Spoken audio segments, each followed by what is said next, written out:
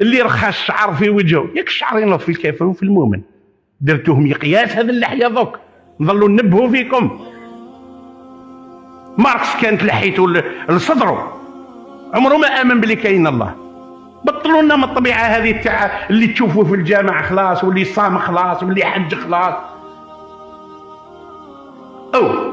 قلنا مليون مره باللي ناس تدخل كافره للجامع ما يامنش بك كاع، ما عنده خبر فيك كاع.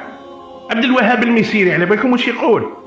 اعلم واحد باليهود توفى الله يرحمه، اقراوا له يا المثقفين، اقراوا له يا المثقفين في الموسوعه تاع اليهود. واش يقول؟ يقول المرحله القادمه هي مرحله اليهودي الوظيفي. تعرفوا واش معنى اليهودي الوظيفي؟ معناها يدير لحيه وقندوره ويطلع في المنبر، ما يقول لكش انا صهيوني كاع. خلاص عرف باللي امه المليار هذه تختار بالمظهر.